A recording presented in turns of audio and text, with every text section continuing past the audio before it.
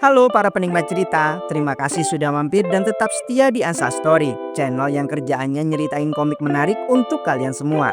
Seperti biasa, saya akan coba ceritakan alur cerita komik yang menarik untuk dibaca dan juga diikuti kisahnya. Jadi daripada kalian semakin penasaran, mendingan kita nggak usah berlama-lama lagi. Yuk mari kita segera bahas alur ceritanya.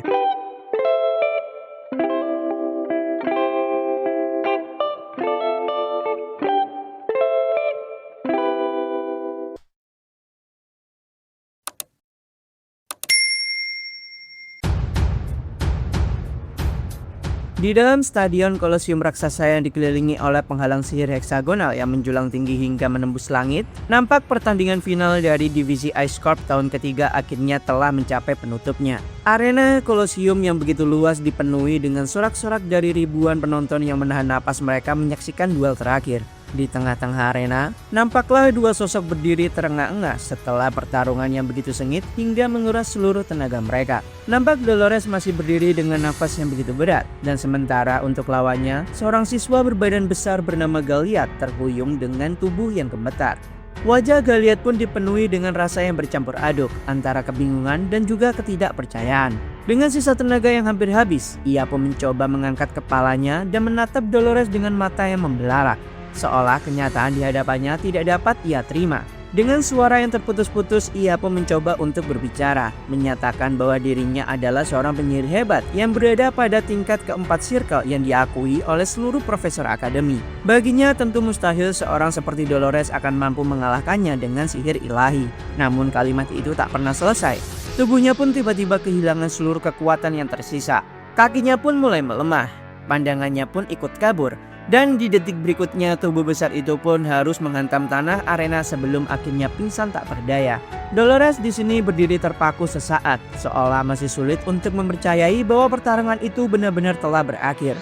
Namun secara perlahan, ia pun segera mengepalkan tangannya dengan tekad yang membara. Dan di tengah arena yang begitu luas, nampak kemenangan akhirnya menjadi miliknya.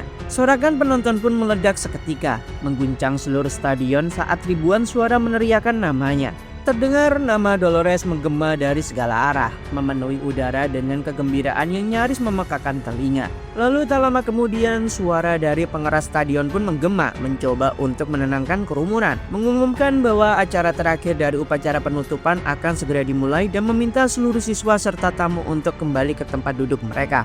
Di atas podium utama nampaklah wakil kepala sekolah, yaitu Fancy Morju, melangkah maju dengan sikap yang begitu tenang. Pria itu pun menatap lautan siswa Akademi Koloseo yang memenuhi tribun sebelum memperkenalkan dirinya sebagai pembawa acara penutupan. Dengan nada yang begitu tenang namun tegas, ia pun memulai pidatonya dengan mengatakan bahwa ia sedang berbicara kepada mereka semua dengan cinta dan juga rasa hormatnya. Namun kata-kata itu langsung menimbulkan kegelisahan di antara para siswa. Banyak yang saling berbisik dengan wajah yang begitu ragu. Beberapa bahkan menyeringai sinis, seolah tidak percaya dengan apa yang sedang mereka dengar saat ini.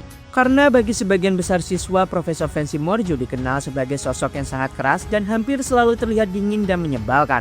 Tentu akan sangat sulit membayangkan bahwa kata-kata cinta benar-benar keluar dari mulutnya. Sebagian siswa bahkan beranggapan mereka hanya akan mendengar ceramah panjang yang begitu membosankan seperti biasanya. Namun yang terjadi selanjutnya justru mengejutkan semua orang. Profesor Fancy Morju pun secara terbuka mengakui bahwa ia tahu betul para siswa tidak menyukainya. Ia sadar banyak dari mereka menganggapnya sebagai profesor yang menjengkelkan dan juga terlalu keras kepala. Namun dengan suara yang perlahan menjadi lebih dalam, ia pun menjelaskan bahwa semua perlakuannya selama ini memang disengaja. Karena dunia di luar akademi bukanlah tempat yang ramah, dan para siswa suatu hari nanti pasti harus berjalan tanpa perlindungan dari tembok Koloseo. Karena itulah ia berusaha mempersiapkan mereka dengan cara yang sangat keras, agar mereka memiliki kekuatan dan juga kebijaksanaan untuk menghadapi kesulitan apapun yang menunggu di masa mendatang. Namun kemudian nada suaranya pun seketika berubah. Profesor Fancy pun mengakui bahwa pandangannya mulai berubah setelah bertemu dengan seorang siswa tertentu.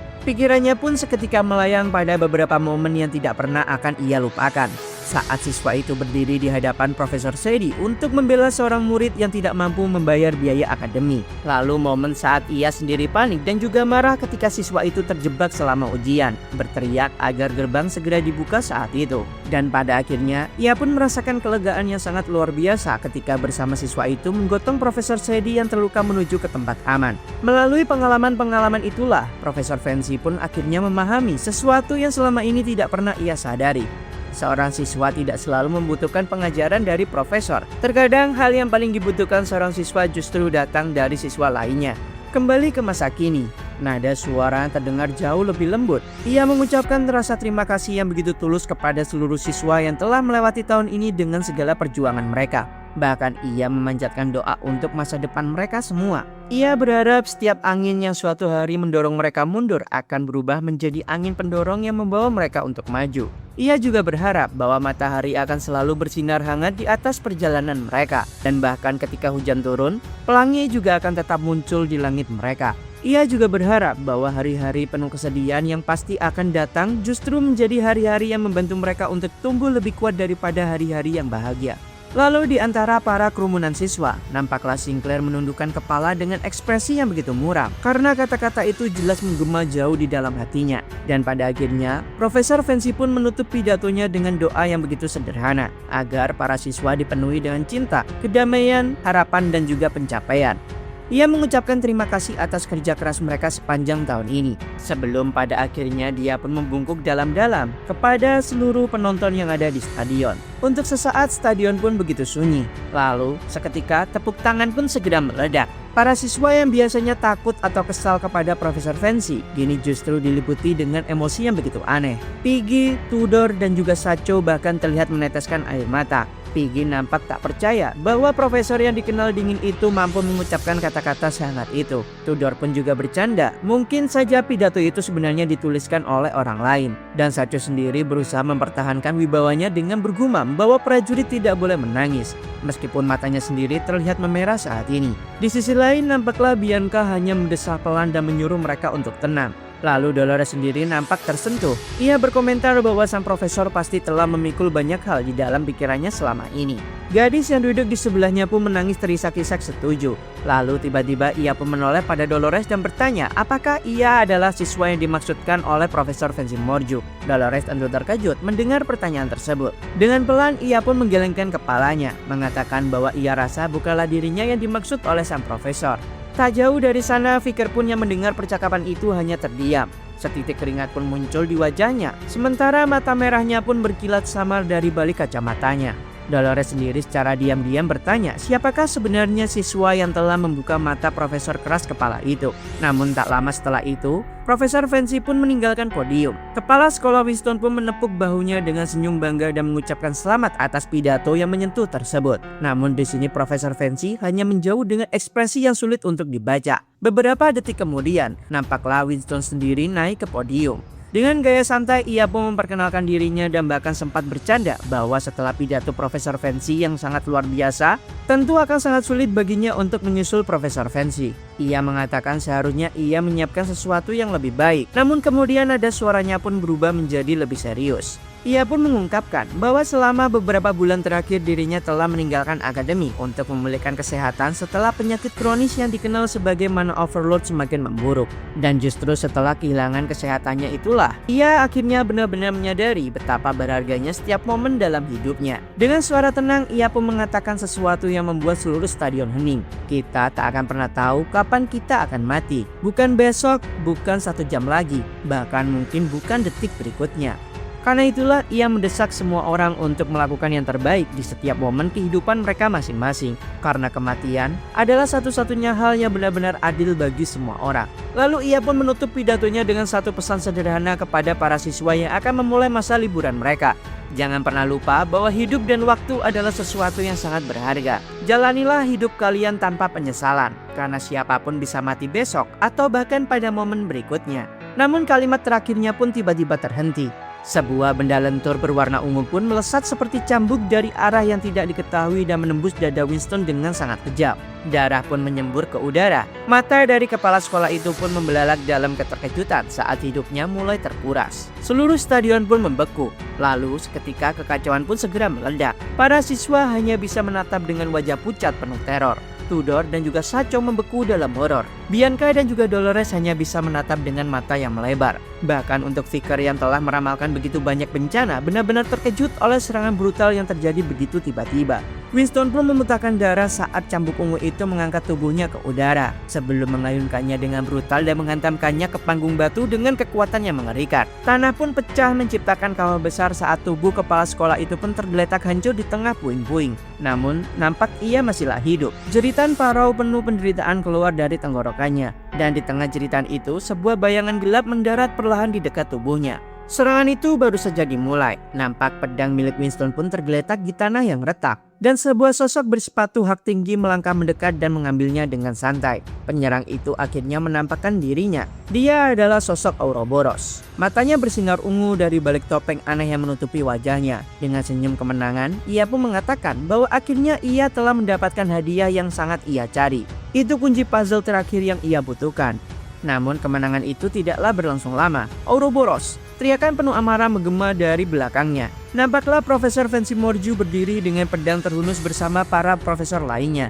Mereka bersumpah bahwa ia tidak akan membiarkan penyerang itu melangkah lebih jauh. Ia pun segera menatap tubuh kepala sekolah yang hancur dengan wajah tidak percaya. Baginya hampir sangat mustahil seorang pendekar pedang sehebat Winston bisa dikalahkan hanya dalam satu serangan penyergapan. Namun kemudian matanya tertuju pada sesuatu. Sebuah gelang hijau dengan permata ungu di pergelangan tangan Ouroboros. Gelang yang terasa sangat familiar. Dalam sekejap Profesor Fancy pun menyadari sesuatu yang begitu mengerikan. Ouroboros pasti telah menyamar sebagai pejabat akademi untuk menembus keamanan dan menyusup ke dalam arena. Ia pun sangat mengutuk kelengahan mereka yang memungkinkan hal itu bisa terjadi. Dengan kemarahan membara, ia pun memanggil lingkaran sihir biru bercahaya di tangannya dan menyatakan bahwa akademi ini adalah tempat yang menjunjung puncak seni bela diri. Dengan kekuatan gabungan dari para profesor, tentu mereka saat ini sudah setara dengan sebuah pasukan. Namun Ouroboros sendiri justru tertawa. Senyum bergerigi mengerikan terbentuk di balik topengnya saat ia bertanya dengan suara dingin. Profesor Fancy, apakah pernah diriku mengatakan bahwa diriku sendirian? Kata-kata itu membuat Profesor Fancy pun membeku. Setitik keringat mengalir di wajahnya. Lalu detik berikutnya, sebuah kekuatan dahsyat menghantam penghalang sihir heksagonal yang melindungi stadion tersebut. Penghalang raksasa itu pun pecah menjadi jutaan serpiang cahaya yang berhamburan di atas langit. Teriakan panik langsung memenuhi stadion. Sementara itu, Ouroboros sendiri hanya tertawa menggila. Ia menutupi wajahnya dengan tangan, mengaku bahwa ia sangat mencintai suara teror manusia. Lalu secara perlahan sebuah transformasi pun dimulai. Rambutnya seketika berubah dari putih menjadi ungu terang. Ia segera melepaskan topeng penutup matanya, memperlihatkan wajah yang sebenarnya. Dan saat Fancy Morju melihatnya, dunia seakan berhenti. Wajahnya diliputi dengan rasa keterkejutan yang begitu mutlak, karena wanita yang berdiri di hadapannya bukanlah orang asing. Ouroboros menjulurkan lidahnya dengan ekspresi yang begitu liar, dan satu mata ungunya menyala terang saat ia tersenyum gila. Dia tak lain dan tak bukan adalah Profesor Shady. Di tengah stadion yang telah berubah menjadi medan kehancuran, sosok yang sebelumnya dikenal sebagai Profesor Shady pun berdiri dengan santai di antara debu dan juga darah. Dengan ekspresi seolah semua ini hanyalah permainan kecil baginya, ia pun menyapa rekan-rekan profesornya seperti biasa. Seakan tidak ada yang aneh dengan pengkhianatan yang baru saja ia lakukan. Profesor Fancy pun menatapnya dengan mata yang membelalak. Wajahnya begitu pucat oleh keterkejutan yang begitu dalam hingga ia hampir tak mampu berkata apa-apa. Keringat menetes di pelipisnya saat pikirannya berusaha memproses kenyataan yang tak masuk akal ini. Dengan suara yang tercekat, ia akhirnya berhasil bertanya apakah wanita yang berdiri di hadapannya itu benar-benar Profesor Shady. Wanita itu pun hanya berdiri tegak dengan senyum mengerikan di wajahnya. Sementara satu mata ungunya pun berkilat terang seperti bara yang menyala di dalam kegelapan. Keheningannya pun sudah cukup menjadi jawaban. Ketakutan terburuk Profesor Fancy pun telah menjadi kenyataan. Namun sebelum ia sempat bereaksi lebih jauh, bayangan besar mulai muncul dari balik debu di belakangnya. Beberapa sosok kekar pun melangkah keluar dari kepulan debu dan juga puing dengan tubuh penuh luka dan juga kristal biru yang tertanam di kulit mereka seperti parasit yang menyatu dengan danggik. Tatapan mereka pun kosong namun penuh pengabdian gila ketika memandang Sedi. Salah satu dari mereka pun melangkah maju dan melaporkan dengan suara berat bahwa dinding mana telah dihancurkan sesuai perintahnya. Sementara untuk yang lain dengan ekspresi aneh yang hampir menyerupai kegilaan justru berlutut dan memohon agar segera dihukum, dipukul, bahkan diinjak sambil memanggil Sedi sebagai ratu mereka. Pemandangan itu tentu membuat Profesor Fancy pun mengerutkan dahi dalam kebingungan. Ia menatap kelompok monster itu dengan rasa jijik dan juga bertanya siapakah sebenarnya mereka. Profesor Sedi pun menunduk sedikit menatapnya dengan senyumnya yang semakin lebar. Dengan santai ia pun menjelaskan bahwa mereka adalah para kriminal buronan dari berbagai penjuru kekaisaran. Orang-orang yang telah ia kumpulkan dan latih secara diam-diam selama bertahun-tahun khusus untuk hari ini. Fakta yang begitu mengerikan menghantam Profesor Fancy Morju seperti petir. Dalam sekejap, ia pun teringat semua hal yang selama ini terasa sangat janggal. Yaitu salah satunya adalah penyelidikan yang sering terhenti tanpa hasil. Kebiasaan Profesor Sedi yang selalu terlihat mabuk dan tidak serius. Laporan-laporan yang aneh dan sering kali kehilangan detail penting. Selama ini ia mengira wanita itu hanyalah profesor yang gagal, yang tak pernah benar-benar bertanggung jawab atas pekerjaannya. Ternyata semua itu hanyalah sebuah sandiwara. Ia sengaja menciptakan citra sebagai orang yang tidak kompeten, agar tak ada yang menyadari bahwa ia sedang membangun pasukan pribadinya di balik bayang-bayang akademi. Para kriminal berkristal itu pun mulai bersorak kegirangan. Wajah mereka pun memerah oleh antusiasme yang begitu menjijikan. Mereka saat ini memohon perintah selanjutnya seperti sekumpulan anjing yang menunggu dilemparkan tulang. Senyum Sedi pun melebar lebih jauh lagi sebelum ia mengangkat tangannya dan menunjuk ke arah stadion yang dipenuhi oleh siswa. Menyebarlah kalian semua dan ledakan semua hal yang ada, katanya dengan nada pelan dan juga santai. Perintah itu pun disambut dengan raungan kegilaan. Para monster kristal itu pun langsung melompat ke segala arah dengan kecepatan yang mengerikan, berlari menembus tribun dan juga koridor stadion untuk melaksanakan perintah ratu mereka. Profesor Fancy dan juga profesor di belakangnya pun hanya bisa terpaku. Namun beberapa detik kemudian, ledakan pun terjadi. Ledakan pertama mengguncang stadion, disusul ledakan kedua, lalu ketiga dan juga seterusnya. Api dan juga puing-puing menyembur ke udara ketika para monster kristal itu mulai meledakkan diri mereka sendiri di antara kerumunan siswa. Profesor Fancy pun langsung bergerak, mengangkat kedua tangannya dan memanggil penghalang biru yang lebih besar untuk melindungi para siswa yang masih selamat. Energi sihir bergetar keras ketika ia menahan gelombang ledakan yang terus menghantam. Namun meskipun penghalang itu berhasil menahan sebagian besar dampaknya, kerusakan yang terjadi tetaplah mengerikan. Terlihat di mana-mana tubuh para siswa tergeletak di lantai batu yang retak. Darah pun mengalir di sela-sela celah lantai stadion. Jeritan kesakitan serta tangisan memenuhi udara yang dipenuhi dengan debu. Dengan nafas yang berat dan tangan gemetar menahan penghalang, Profesor Fancy Morju pun menatap Sedi dengan mata merah penuh kemarahan. Sebuah pertanyaan dengan rasa putus asa pun terlontar. Mengapa kau melakukan semua ini, Sedi? Profesor Sedi pun berdiri di tengah kehancuran itu seperti seorang ratu di atas singgasana puing-puing. Ia hanya tersenyum sambil memuji Profesor Fancy karena mampu bertahan dari ledakan tersebut, menyebutnya sebagai profesor akademi yang sejati. Profesor Fancy pun menggertakkan giginya. Ia pun menatap wanita itu dengan tatapan tajam dan bertanya apakah Sedi memang selalu gila atau baru saja menjadi gila. Namun tiba-tiba sebuah fakta pun menghantamnya sekali lagi. Dengan suara pelan namun penuh ketegangan, ia pun bertanya, apakah semua ini ada hubungannya dengan insiden 47? Itu adalah peristiwa sejarah yang telah menghancurkan keluarganya. Sedi tampak benar-benar terkesan mendengar hal tersebut. Ia memuji Profesor Fancy atas kecerdasan dan juga kemampuan intelijennya. Lalu dia pun bertanya dengan nada mengejek, apakah ia benar-benar mengira semua ini dilakukan demi balas dendam keluarganya? Profesor Fancy pun langsung membalas dengan sebuah teriakan. Baginya, insiden 47 orang itu hanyalah pemberontakan para bangsawan bodoh yang dibutakan oleh ambisi kekuasaan. Ekspresi Sedi pun langsung berubah dingin. Ia mengatakan dengan suara pelan bahwa tentu saja Profesor Fancy akan melihatnya seperti itu. Namun kebenarannya sebenarnya jauh lebih gelap. 35 tahun yang lalu, tak lama setelah kekaisaran berhasil dipersatukan, 47 kepala keluarga bangsawan melancarkan serangan terhadap istana kekaisaran. Pertempuran berdarah itu berakhir dengan pembantaian total terhadap para pemberontak dan 46 pemimpin keluarga dieksekusi di tempat. Hanya satu orang yang selamat, pemimpin dari keluarga Sedi. Itu tak lain dan tak bukan adalah kakeknya. Ia telah ditangkap dan dipenjara di fasilitas keamanan yang begitu terkenal yang disebut sebagai penjara Novel Verju. Sedi mengangkat satu jari sambil menjelaskan bahwa alasan yang diumumkan kepada publik hanyalah kebohongan. Pemberontakan itu bukan semata-mata untuk merebut tahta, karena motif sebenarnya jauh lebih dalam. Keluarga kekaisaran merasa takut keluarga bangsawan lain akan ikut bergabung jika kebenaran itu terungkap. Karena itulah mereka menutupinya dari sejarah. Sadie kemudian berjalan ke arah Winston yang tergeletak bersimbahkan darah. Ia meraih rambut kepala sekolah itu dan mengangkat kepalanya dengan begitu kasar.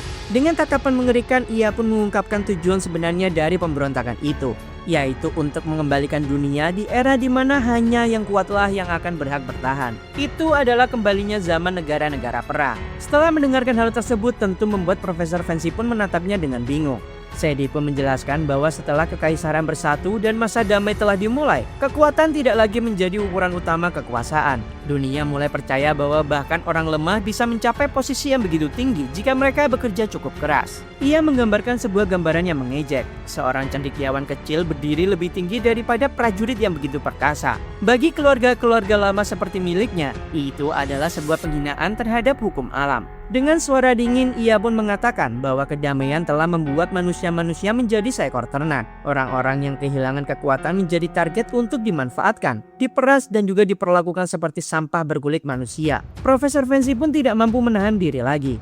Ia menyebut bahwa semua itu hanyalah pikiran gila dari Sadie. Ia menatap Sadie dengan marah dan bertanya apakah ia benar-benar membunuh Winston hanya karena keyakinan sesat seperti itu. Ia bahkan juga mengingatkan bahwa Winston pernah melindungi Sadie saat insiden 47 pemberontakan bangsawan saat itu. Ia menyelamatkannya dari hukuman hanya karena hubungan keluarga. Bahkan Winston jugalah yang membiayai pendidikannya hingga ia bisa menjadi seorang profesor di akademi ini. Bagaimana kau bisa membalas kebaikan itu dengan pengkhianatan seperti ini? Teriaknya kepada Profesor Sadie. Sadie pun yang sejak tadi diam tiba-tiba menggertakkan giginya. Matanya menyala dengan amarah ungu yang begitu mengerikan. Sebaiknya kau diam jika tak tahu apapun, bentaknya kepada Profesor Fancy. Dengan suara penuh kebencian, ia pun berteriak bahwa Winstonlah yang menangkap kakeknya saat itu. Ia pun juga mengungkapkan bahwa penyakit kelebihan mana yang dialami oleh Winston sebenarnya berasal dari luka yang ia terima saat bertarung melawan kakeknya dahulu. Setelah mengatakan hal itu, ia pun melemparkan tubuh Winston kembali ke tanah seperti sebuah sampah. Dengan dingin, ia pun menambahkan bahwa selain balas dendam pribadi, Winston juga merupakan wajah dari akademi ini. Dan karena itulah, ia memang harus segera mati. Sadie pun kemudian menatap lambang emas Akademi Colosseo yang terpasang di dinding stadion. Dengan jijik, ia pun menyebutnya sebagai tempat sampah yang menyembunyikan seni bela diri sejati. Baginya akademi ini hanyalah alat untuk menjinakkan para pejuang. Mereka diberi janji jabatan pemerintah dan kesuksesan agar mau menjadi alat dari sistem. Energi ungu mulai meledak liar di sekeliling tubuhnya. Dengan senyum gila, ia pun menyatakan bahwa sistem dunia saat ini sudah rusak. Hanya yang kuatlah yang pantas memegang kekuasaan. Dan yang lemah tentu harus disingkirkan. Ia menggenggam cambuk ungunya dengan erat dan bersumpah bahwa ia sendiri akan menjadi bencana yang mengembalikan dunia pada hukum kekuatan. Namun saat ia melepaskan raungan kekuatan penuhnya, sebuah cahaya merah raksasa tiba-tiba menembas langit. Serangan itu menghantam tanah dengan ledakan energi yang mengguncang stadion. Lantai batu pun hancur berkeping-keping sementara gelombang kekuatan merah menyapu para monster kristal yang ada. Sadie pun seketika membeku. Ekspresinya berubah dari angkuh menjadi terkejut. Dari awan debu yang menghilang, sebuah sosok pun muncul. Dia adalah seorang pria berjas rapi berdiri tenang di atas tubuh-tubuh hancur para monster kristal yang ada. Di tangannya tergenggamlah sebuah pedang tajam. Dia tak lain dan tak bukan adalah Osiris Le Baskerville. Matanya dingin saat menatap Sadie. Para monster yang tersisa pun mulai panik. Mereka tak tahu dari mana seorang petarung kuat itu datang. Meski merasa ketakutan, mereka saat ini mencoba berkumpul kembali dan berteriak bahwa jumlah mereka jauh lebih banyak. Dua monster langsung menerjang Osiris dari udara saat itu. Namun sebelum mereka sempat mendekat, satu pun telah ditembus anak panah tepat di kepalanya dan yang lain dihantam dengan energi yang begitu kuat saat itu. Dari kejauhan, dua sosok hebat pun muncul. Mereka berdua adalah pemimpin dari keluarga tombak dan juga keluarga Archer. Cervantes tersenyum terkesan melihat kemampuan dari Osiris yang begitu tinggi di usianya. Dan Roderick sendiri hanya mendengus mengatakan mereka tidak bisa membiarkan generasi muda melampaui mereka terlalu jauh. Sementara itu, Osiris sendiri menoleh ke arah tiga saudara kembar Baskerville. Dia memerintahkan mereka bertiga untuk segera membawa Pomerian ke zona aman. Lalu dengan sigap, mereka bertiga pun segera bergerak membawa Pomerian menjauh dari medan perang. Akhirnya dia pun bisa berdiri tanpa beban apapun. Osiris pun segera melangkah maju. Mana mengalir deras ke pedangnya. Lalu tanpa membuang-buang waktu lagi, teknik dari keluarga Baskerville pun segera dilepaskan. Tubuhnya pun bergerak secepat kilat, membentuk pola bintang raksasa yang memotong barisan monster kristal yang ada. Dan dalam sekejap mereka pun terbelah tanpa sempat bereaksi. Profesor Fancy pun melangkah maju. Ia menatap Sadie dengan tatapan tegas. Yang kau lawan bukanlah hanya staf dari akademi, tapi kekuatan bersatu dari keluarga-keluarga besar kekaisaran yang ada. Ia lalu bertanya apakah Sadie masih belum memahami satu kebenaran sederhana, bahwa kekuatan yang digunakan untuk merampas dari orang lain selalu lebih lemah daripada kekuatan yang digunakan untuk melindungi. Sadie pun hanya tertawa. Baginya ceramah itu sangatlah menghibur. Dengan ekspresi gila, ia pun menjilati jarinya dan memberikan jawaban yang begitu mengerikan. Kalau begitu, aku hanya perlu menghancurkan hal-hal yang ingin kau lindungi, bukan? Seolah dia ingin membuktikan kata-katanya. Di antara puing-puing stadion yang ada, seorang gadis kecil menangis histeris di atas tubuh ibunya yang terjatuh, dan sang ibu masih bernapas dengan lemah. Lalu tak lama kemudian, di hadapan mereka berdua berdirilah sesosok monster kristal yang begitu menjijikan. Makhluk itu menatap ibu dan juga anak itu dengan senyum yang begitu kejam. Lalu ia pun berkata bahwa ratunya telah memberinya sebuah perintah, yaitu perintah untuk membunuh semua yang lemah. Dengan senyum gila yang sama seperti sebelumnya, Sadie memiringkan kepalanya dan bertanya dengan nada yang mengejek, seolah seluruh kehancuran di sekelilingnya hanyalah sebuah argumen yang ingin ia buktikan. Bukankah itu benar? Katanya ringan, dan itu adalah keyakinan brutal yang tidak hanya keluar dari dalam mulutnya. Ia menunjukkannya secara nyata di medan perang yang hancur di depan mata semua orang. Lalu tak jauh dari sana nampak seorang anak kecil gemetar hebat. Tubuh mungilnya pun kaku karena ketakutan. Matanya membelalak panik ketika ia menyadari bahwa makhluk raksasa yang berdiri di depannya akan segera merenggut nyawanya. Ibunya terbaring di tanah dengan tubuh yang penuh luka, masih bernapas namun tak mampu bergerak. Anak itu hanya bisa tergagap tanpa suara, lumpuh oleh teror yang terlalu besar untuk dipahami oleh seorang bocah seusianya. Ketika monster kristal itu mengangkat tangannya yang besar untuk menghancurkan mereka berdua, wanita itu pun seketika menjerit ketakutan. Namun sebelum tangan itu sempat turun, sebuah tombak tajam menembus dada monster itu dari belakang. Ujung senjata itu pun keluar dari dada makhluk tersebut dengan semburan pecahan kristal dan juga darah hitam, menghentikan serangannya seketika saat itu juga. Monster itu pun mengeram keras sebelum tubuhnya mulai roboh perlahan. Orang yang memegang tombak itu adalah Tudor. Matanya melebar kaget saat ia menyadari apa yang baru saja ia lakukan. Nampak tubuh monster itu pun jatuh menghantam tanah dengan suara yang berat. Tudor di sini membeku dan nafasnya mulai terengah. Meski di belakangnya berdiri Bianca, Sacho dan juga Piggy, namun kesadaran yang lebih berat daripada rasa takut tiba-tiba menghantamnya. Tangannya pun mulai berkeringat. Tubuhnya juga ikut gemetar. Ia baru saja membunuh makhluk hidup. Tudor menatap mayat monster itu dengan mata kosong, seolah pikirannya masih belum mampu menerima kenyataan tersebut. Melihatnya membeku seperti itu, Bianca pun langsung menarik kerah bajunya dengan kasar. Dia pun berkata, "Sadarlah Tudor, ada hal yang lebih penting untuk kita lakukan saat ini." Bianca menatapnya dengan marah, mengingatkan bahwa gadis kecil itu sudah pasti mati jika ia tidak bertindak. Kata-kata tersebut seperti sebuah tamparan keras yang menarik Tudor kembali ke kenyataan. Namun ketegangan itu tidak berlangsung lama, karena masalah besarnya akan segera tiba. Sacho tiba-tiba berseru dengan wajah yang begitu muram. Piggy yang sejak tadi memegang pedangnya dengan tangan gemetar mulai melihat ke sekeliling dan merasakan panik. Saat itulah mereka menyadari bahwa sesuatu yang mengerikan telah terjadi. Mereka saat ini telah dikepung oleh banyak monster. Di tengah stadion yang telah berubah menjadi medan perang, Sacho, Bianca, Tudor dan juga Piggy kini berdiri di tengah lingkaran kawanan monster kristal yang perlahan mendekat dari segala arah. Bianca menarik nafas panjang lalu mengalihkan pandangannya pada gadis kecil yang masih menangis di tanah. Ia berjalan mendekat dan menepuk kepala anak itu dengan lembut. Lalu dia pun berkata, "Sebaiknya kau jangan khawatir, mereka semua sangatlah kuat," katanya dengan senyum menyenangkan, dan ia menunjuk ke arah para lelaki di belakangnya dengan sangat bangga. Bianca lalu berdiri di samping Sacho, Tudor dan juga Piggy sambil menggenggam busurnya dengan sangat erat.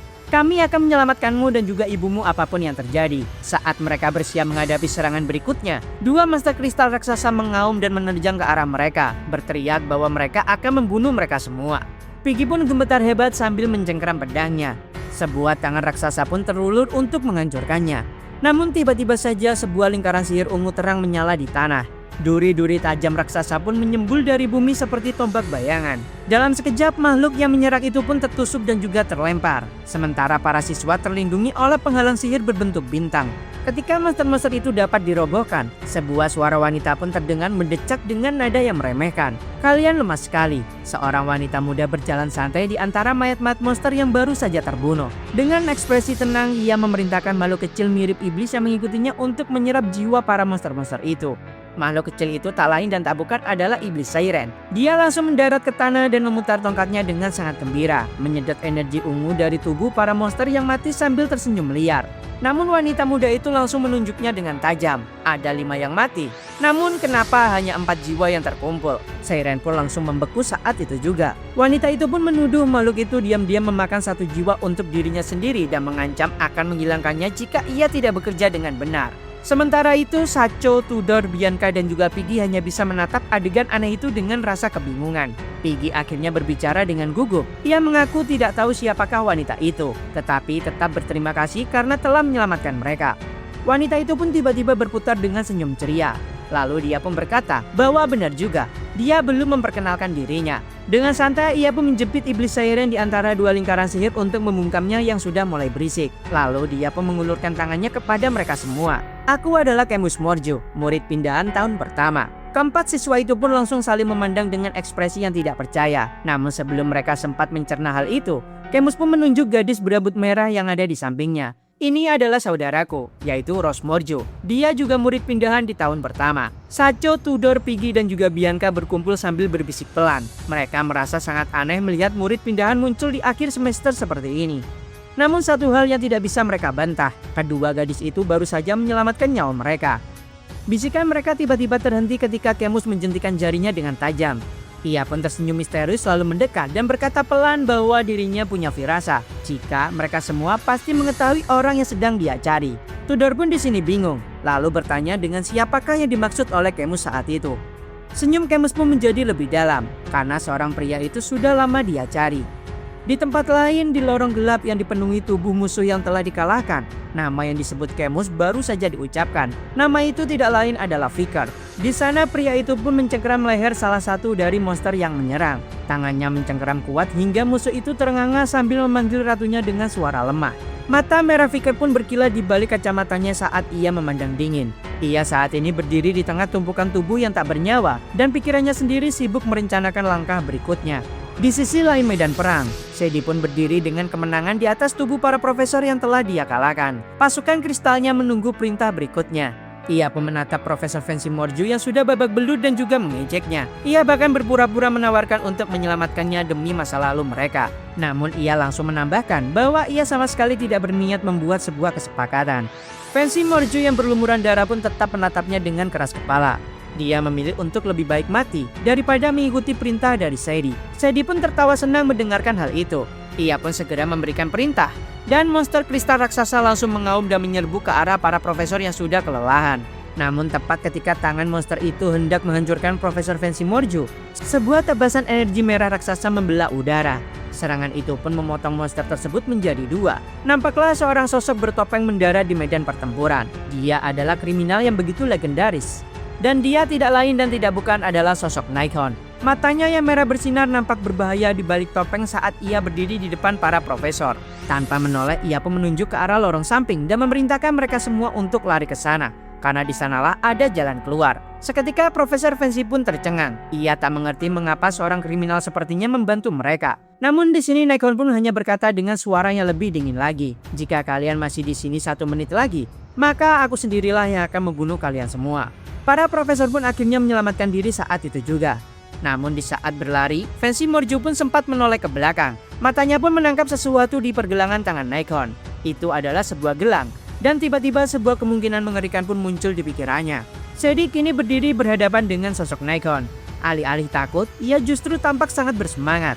Ia berkata bahwa ia sudah menunggu lama untuk bertemu dengannya. Ia menggambarkan dunia yang ia impikan dan dunia perang di mana hanya yang kuat yang akan bertahan hidup. Sadie bahkan mengatakan bahwa ia bisa mencium aroma predator yang sama dari sosok Nikon. Namun Nikon menjawab dengan suara dingin. Ia tidak tertarik dengan delusi yang begitu menjijikkan. Sadie terlihat benar-benar terkejut oleh penolakan itu.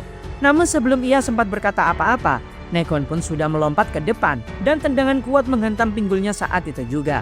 Ledakan kekuatan menghancurkan tanah di bawah mereka. Dan ketika debu sudah mereda, Sadie pun tergeletak di tanah dengan batuk darah. Tubuhnya tak mampu menahan pukulan tersebut. Namun bahkan dalam keadaan seperti itu, senyum aneh pun masih muncul di wajahnya.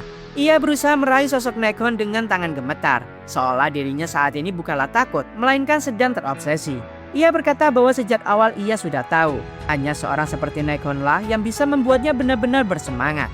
Namun pada akhirnya tubuhnya pun menyerah, matanya kehilangan fokus lalu dia pun pingsan. Naekwon pun berdiri di atas tubuhnya dengan ekspresi dingin. Baginya wanita itu benar-benar tidak waras. Memang pertempuran untuk sementara waktu akan berakhir. Lalu Naekwon pun kemudian mengambil pedang yang jatuh ke tanah. Itu adalah senjata pribadi milik kepala sekolah Winston. Awalnya ia berencana mencuri benda itu 6 bulan lagi saat meninggalkan akademi. Ironisnya, ia mendapatkannya sekarang. Namun saat ia hendak pergi, perasaan aneh pun tiba-tiba muncul. Fikir pun menyadari akan sesuatu. Dalam kehidupan sebelumnya, sebelum ia kembali ke masa lalu, ia tak pernah mendengar tentang insiden Ouroboros. Artinya garis waktu telah berubah, dan perubahan itu terasa sangatlah salah. Lalu tiba-tiba ia pun membeku dan matanya melebar dari balik topeng. Tatapannya terkunci pada tubuh yang tergeletak di tanah. Itu adalah tubuh dari kepala sekolah Winston. Pria itu seharusnya sudah mati, karena tubuhnya terbaring di genangan darah dengan lubang besar di dadanya. Namun setelah itu matanya pun tiba-tiba terbuka, bersinar merah dengan pupil aneh yang menatap langsung ke arah Fikar dengan intensitas supernatural yang sangat mengerikan.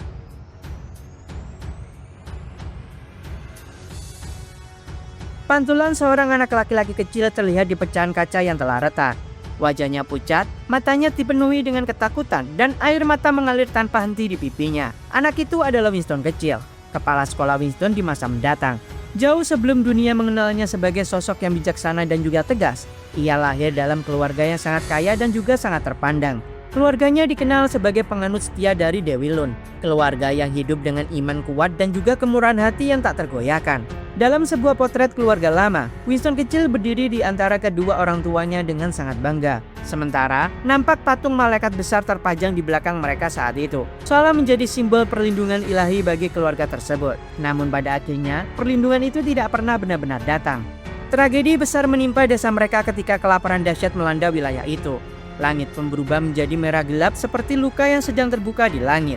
Tanaman pun mati, ternak pun hilang, dan satu persatu penduduk desa mulai tumbang karena kelaparan. Melihat penderitaan itu, orang tua dari Winston pun tidak hanya tinggal diam saja. Mereka membuka gerbang besar mansion keluarga mereka dan mengikuti ajaran Tuhan yang selama ini mereka yakini. Mereka membagikan makanan, uang, dan juga persediaan kepada siapapun yang membutuhkan tanpa meminta imbalan sedikit pun. Namun kebaikan yang tulus itu justru dibalas dengan sesuatu yang jauh lebih mengerikan. Kerumunan orang yang awalnya datang dengan wajah lapar dan juga penuh harap perlahan berubah. Mata mereka menjadi liar, nafas mereka pun berat, dan kesedihan di wajah mereka pun berubah menjadi kemarahan yang sangatlah membara. Dalam sekejap mereka tidak lagi terlihat seperti tetangga yang membutuhkan bantuan. Mereka berubah menjadi massa perusuh yang sangatlah kejam. Mereka menyerang keluarga Winston tanpa ampun. Rumah megah itu pun diinjak-injak, perabotan dihancurkan, dan semua yang berharga pun dirampas. Winston kecil hanya bisa menjerit ketakutan. Ia meraih udara kosong dengan tangan yang gemetar ketika kekacauan menyelimuti seluruh rumahnya. Di depan matanya sendiri, orang-orang yang sebelumnya diselamatkan oleh keluarganya justru membunuh kedua orang tuanya. Dunia Winston pun seketika runtuh dalam satu malam.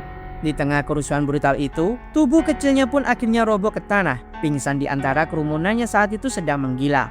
Ia terinjak, terlempar, dan juga terlupakan, sementara kekacauan terus berlangsung di sekelilingnya. Namun entah bagaimana, secara ajaib ia pun selamat dari pembantaian tersebut. Ketika Winston akhirnya terbangun, tubuhnya pun terbungkus kain robek yang basah oleh darah dan juga debu. Ia berdiri dengan langkah gemetar di depan rumahnya yang telah hancur. Mansion yang begitu besar tempat ia tumbuh kini hanya tersisa puing-puing yang dilahap oleh api. Nampak kobaran api menjulang tinggi ke langit malam, menciptakan pemandangan yang terlihat seperti neraka yang terbuka di bumi. Di hadapan api itu sesuatu berubah di dalam diri Winston. Suara aneh bergema di dalam kepalanya. Suara yang dingin, dalam, dan juga penuh bisikan gelap. Suaranya itu memberinya 3 perintah sederhana, yaitu untuk menyangkal Tuhan, menyangkal manusia, dan juga pada akhirnya menyangkal dirinya sendiri.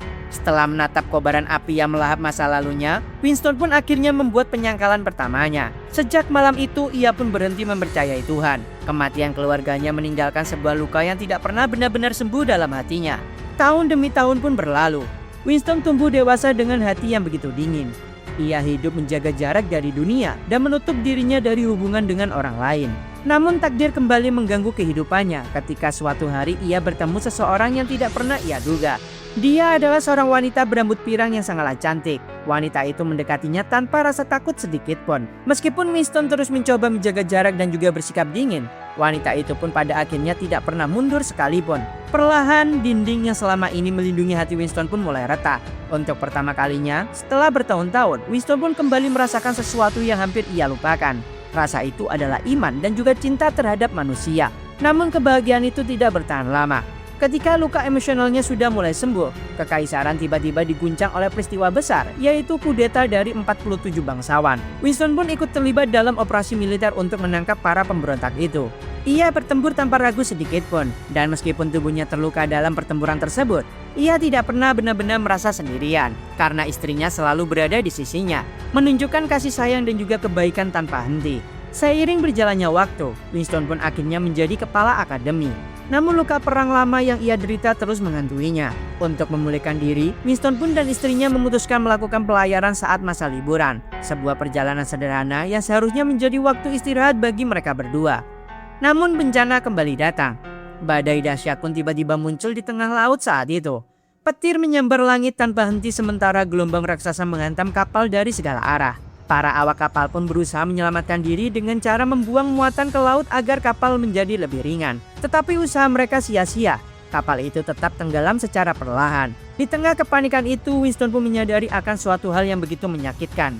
Ia merasa jika dirinya adalah beban. Tubuhnya saat ini sakit. Luka lamanya membuatnya begitu lemah. Dan ia bahkan harus berjalan dengan sebuah tongkat. Ia tidak bisa membantu siapapun. Suasana di geladak pun berubah menjadi sangat mencekam ketika para pelaut besar dan kuat mulai menatapnya. Bukan sebagai penumpang, melainkan sebagai beban yang harus segera dibuang.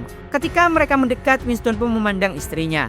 Ia berharap melihat ketakutan atau sebuah pembelaan. Namun yang ia lihat justru lebih menyakitkan. Wanita yang sangat ia cintai menatapnya dengan mata putus asa. Diam-diam memohon agar Winston berpura-pura tidak mengenalnya. Itu adalah tatapan yang seakan dirinya sedang memilih menyelamatkan dirinya sendiri. Lalu setelah itu, dua pelaut pun segera meraih tubuh Winston. Tanpa perlawanan sedikit pun mereka menyeretnya menuju tepi kapal. Tentu tubuh Winston pun terlalu lemah untuk melawan. Tanpa kata-kata sedikit pun, tubuhnya pun dilemparkan ke laut yang sedang mengamuk. Air gelap menelannya dengan sangat cepat. Saat tubuhnya tenggelam ke kedalaman yang sangatlah dingin, suara dari masa kecilnya pun kembali bergema. Sangkalah Tuhan, sangkalah manusia, dan sangkalah dirimu sendiri. Di dalam kuburan berair yang sangatlah sunyi itu, Winston pun akhirnya membuat penyangkalan keduanya. Ia pada akhirnya menyangkal manusia. Winston mengira hidupnya telah berakhir. Namun ketika ia membuka mata, ia pun terbaring di pantai yang berpasir. Ombak kecil menyentuh kakinya dengan lembut. Yang lebih mengejutkan lagi, luka yang menyakitkan yang ia derita selama bertahun-tahun telah sembuh sepenuhnya. Meski telah dihianati oleh Tuhan dan juga manusia, Winston masih belum bisa menyerah pada hidupnya. Masih ada seseorang yang sedang menunggunya. Itu adalah seorang gadis kecil yang bernama Sadie, anak dari seorang penjahat perang yang memimpin kudeta yang gagal. Winston sendirilah yang menyelamatkannya dari eksekusi dan membawanya pulang. Karena tidak memiliki anak, Winston pun membesarkannya seperti putrinya sendiri. Ia mencoba mengajarinya tentang iman, kebaikan, dan juga keyakinan lama istrinya bahwa manusia pada dasarnya adalah makhluk yang sangatlah baik. Namun semua usaha itu pun berakhir dengan tragedi lain. Gadis yang ia besarkan selama ini dengan cinta itu justru menusukkan cambuk iblis langsung ke dadanya.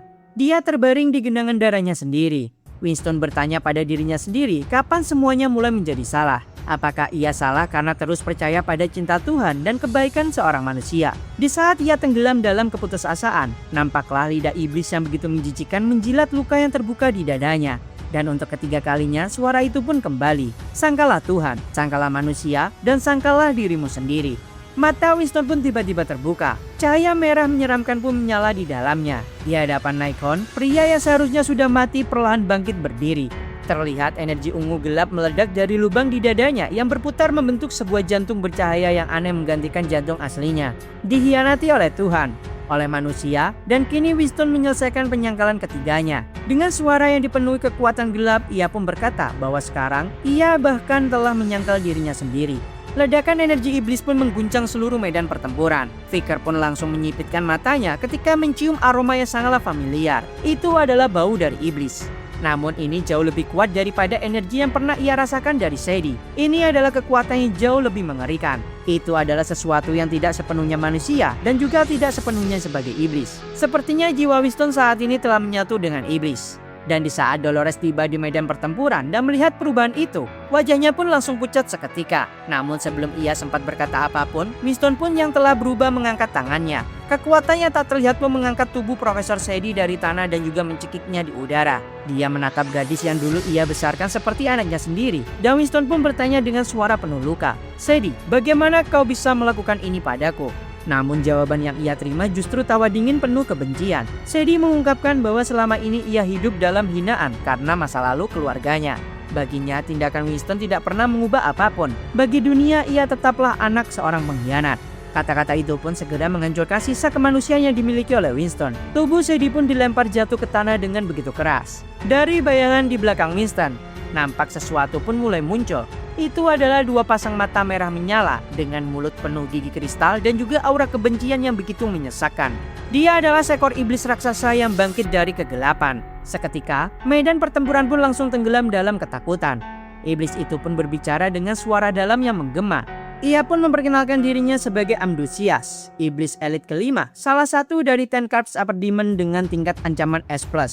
Dia adalah musuh abadi dari umat manusia dan kini ia telah menemukan wadah yang sempurna. Sepasang kaki telanjang melangkah perlahan di atas hamparan salju yang membutakan mata. Angin badai tertiup tajam seperti sebuah pisau, menggigit kulit dan juga menusuk tulang. Namun sosok yang berjalan itu tidak menunjukkan sedikit pun keraguan. Di tengah badai putih itu berjalanlah seorang wanita berambut pirang dengan wajah yang tersembunyi dalam bayangan tudungnya. Ia mengenakan jubah gelap yang menutupi gaun putih sederhananya. Sementara kedua tangannya terikat oleh rantai besi berat yang bergemerincing setiap kali dia melangkah. Wanita itu adalah sang profet atau Nabi Lun, tokoh suci yang namanya kelak tercatat dalam sejarah agama sebagai sosok yang membawa wahyu sekaligus pengkhianatan terbesar. Dengan langkah yang tenang dan penuh keberanian, Lun pun berjalan menuju tempat eksekusinya sendiri. Di tengah salju yang begitu dingin, tiga pengikutnya yang mengenakan jubah putih pun berlutut dengan tubuh gemetar.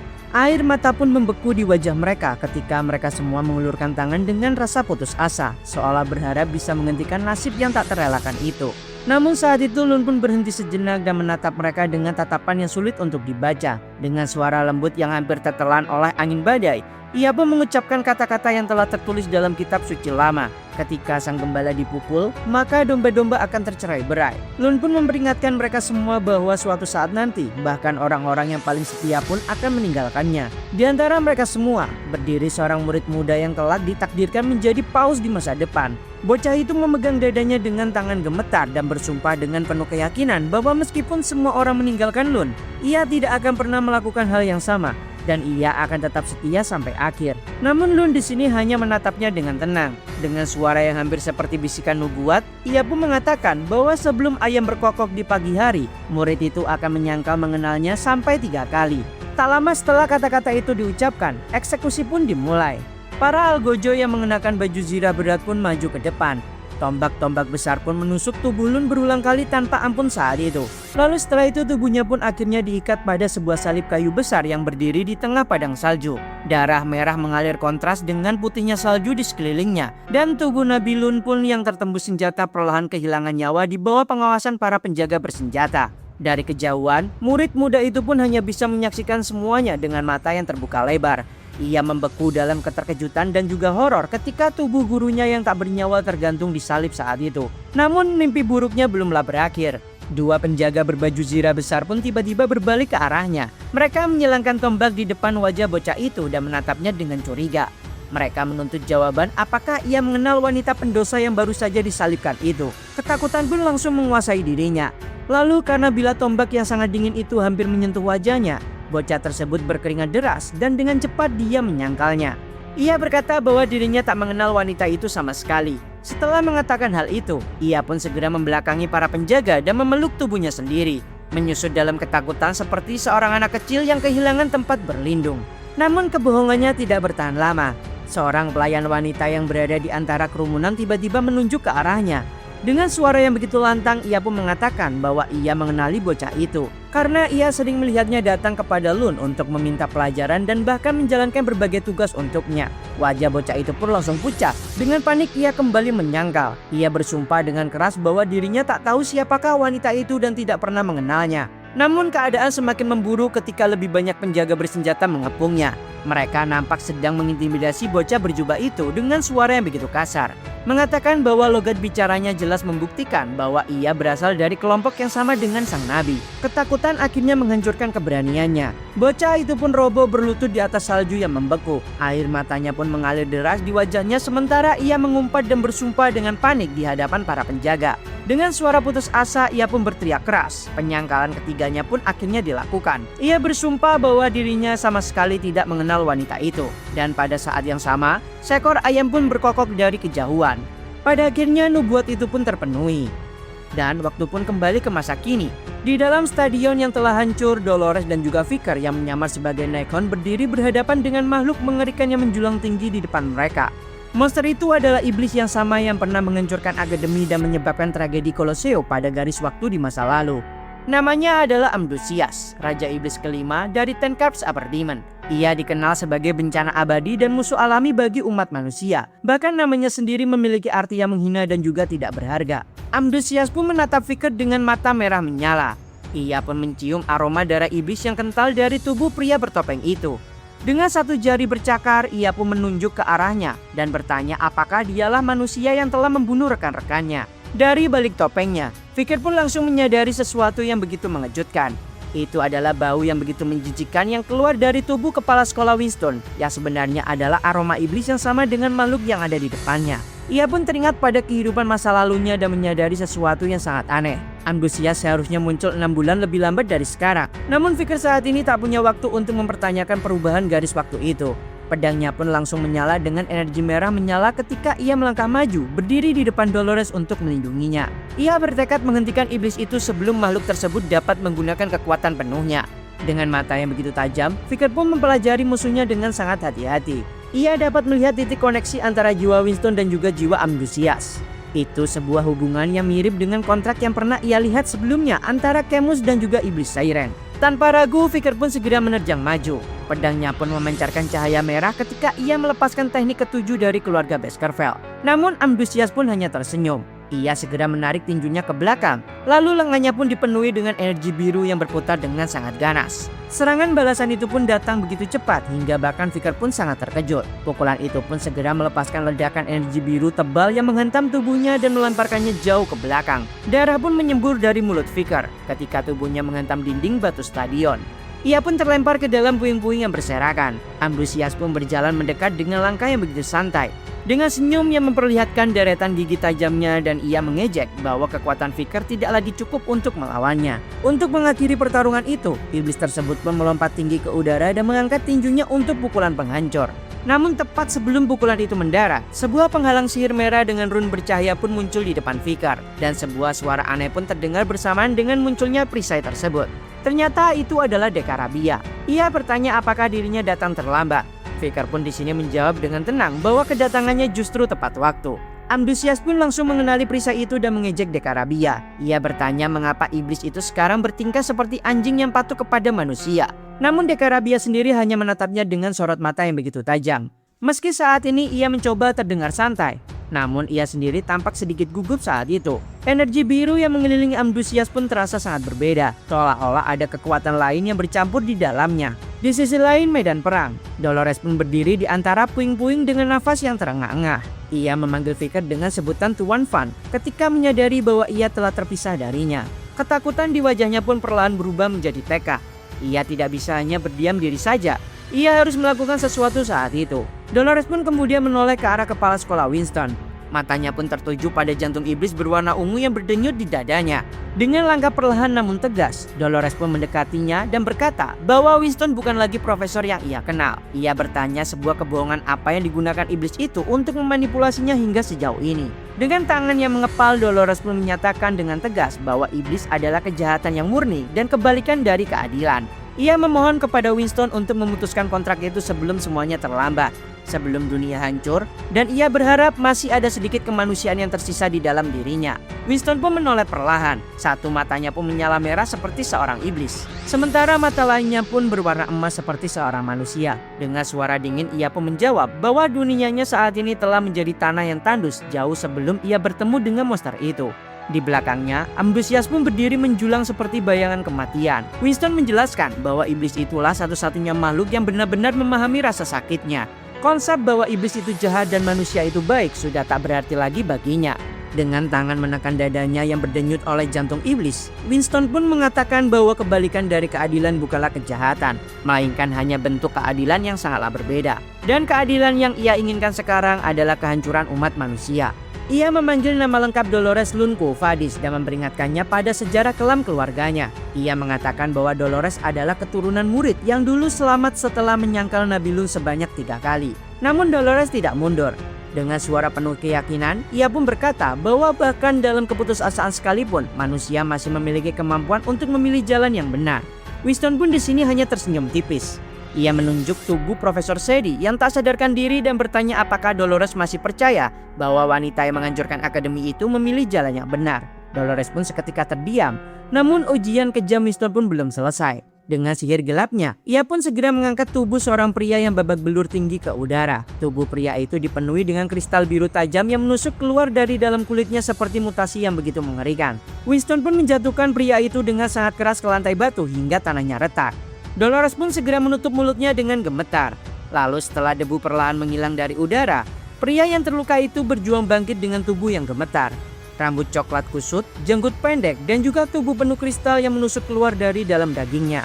Ketika Dolores akhirnya melihat wajahnya dengan jelas, nafasnya pun langsung terhenti. Ternyata monster yang berdiri di hadapannya itu adalah ayah angkatnya sendiri.